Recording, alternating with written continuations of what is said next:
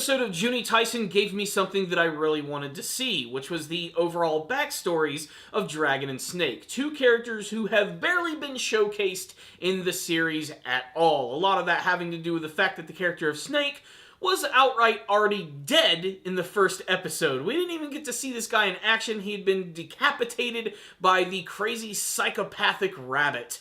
And in this episode, in many senses, we get to see more of that story unfold as we go into their backstory, which is honestly pretty freaking riveting. I love the fact that it's a story about these two twins who utilize similar abilities, fight together, train to be the best companions they can throughout their entire life, only to be thrown into the Juni Taisen where there can only be one victor. And they handled it in a way that I did not expect. I thought there would be much more of an emotional moment between these brothers when the Snake character was actually killed, and really it happened so fast that there was really no time for emotions whatsoever. In many ways, these guys have actually hardened themselves to the fact that yes, only one of them is going to make it out of this frickin' Juni Taisen alive. It's really the backbone of this entire episode right here. That and the fact that there's also just a ton of other really crazy things going on, like Tiger fighting against Snake, who is still a headless corpse and even uses Snake style when he fights. Yes, that is right, freaking Snake style. Not only that, but the Ox comes in. He actually manages to get surprised by more of the rabbit's abilities, and then, just like I said, the backstory of these two brothers, which is fascinating. So, I'm just rambling on at this point. Let's try to get some focus here. So, like I said, this episode is mostly about the backstory of the Tatsumi Brothers, the dragon and the snake who come from this prestigious clan, which has always included two twins or two people who work in tandem using a very similar style.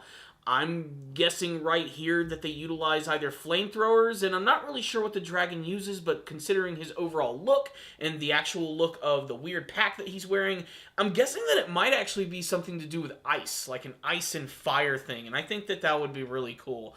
Also, you know how like a lot of the other characters always have like a distinctive ability about them, whether it be something that's like kind of supernatural or borderline superhuman? They also have an ability like this. They apparently can fly.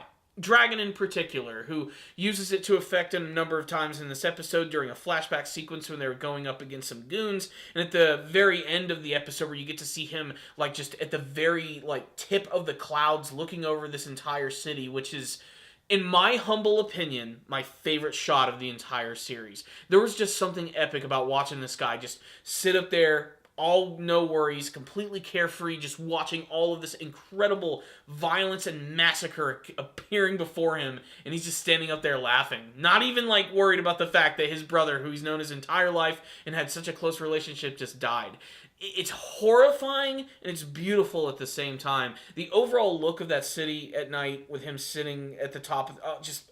I could talk about that scene for days. It's so minor, and it's such a small moment in the episode, but I really loved it. Another thing that I really loved about this episode, aside from getting to see their backstories and getting to see where they came from and how they were forced into this Juni Taisen thing, is that we actually go back to the moments before the first episode when we actually get to see how Snake is killed. And this scene is really intense because it's not over the top at all. I mean, it's still kind of stylistic in that anime sense, but like, if this were any other series, there might have been like a big extended fight scene here with lots of flips and lots of crazy things, but really it's such a simple moment with Snake being caught off guard by this really creepy rabbit dude who's dressed up basically as a maitre d', and he gets his head just chopped off, just out of nowhere. Like, he looks in one direction, and then the next second, he's been completely decapitated, and it's horrifying. It's a really creepy moment, and it's a great introduction to his character, and then the Ox comes in and just commands the entire room. Now, aside from all of the Snake and Dragon madness, we have all this stuff going on with Tiger and Ox, which is another really great part about this episode right here. And what I love about it is they're kind of already trying to set up a battle between these two in some sort of really unique history. Apparently the Tiger really wants to kill the Ox for a very specific reason that we don't know. Either that or she is just completely freaking hammered and just wants to kill him outright. So throughout all of this, though, you have the Snake who's going up against the Tiger and the Ox at the same time. And this is definitely a great moment of where you shouldn't underestimate your enemies, even if they're freaking living corpses. In fact, you should probably overestimate them a little bit, because it is confirmed that even if like the arms of them are chopped off, they can move independently, and they have no limit to how powerful they are. So they're always going to have access to the 100% strength they have if they're actually living.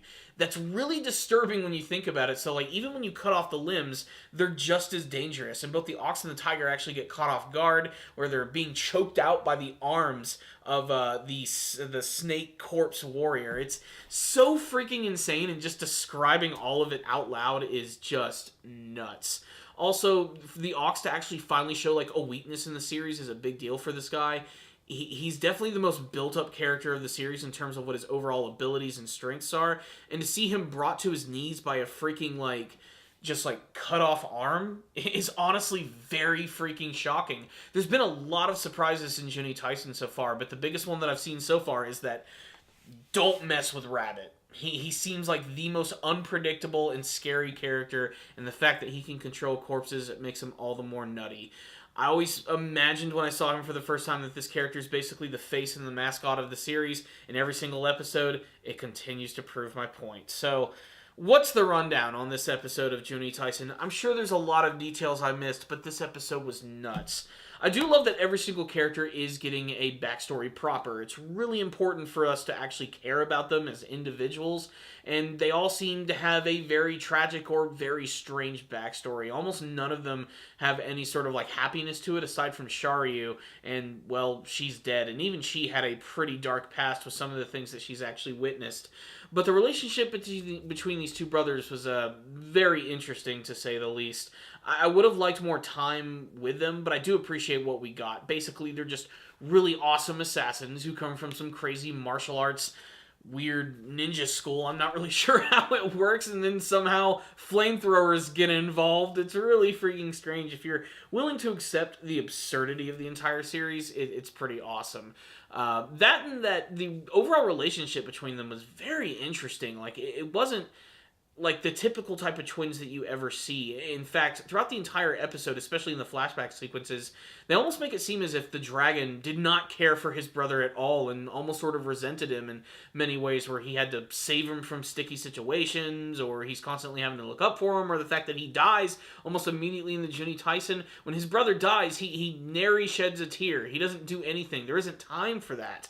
He's just so focused on all of this, and he's even smiling by the end of the episode, which is so strange and so disturbing.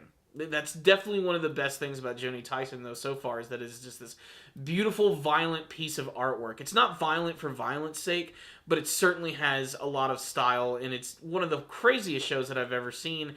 If I only had one negative about Juni Taisen, and this probably goes for the whole anime as a whole right here, is that there are moments that look freaking-tastic. Some really great moments that are just framed so well, and then there are others that just look kind of bad.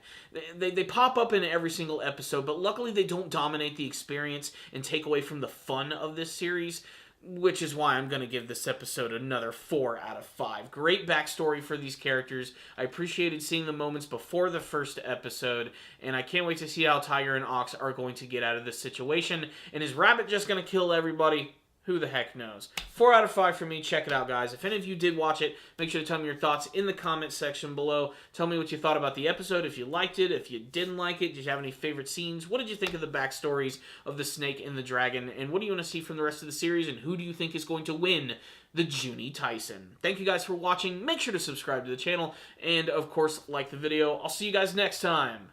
And, as always, stay damn down, baby.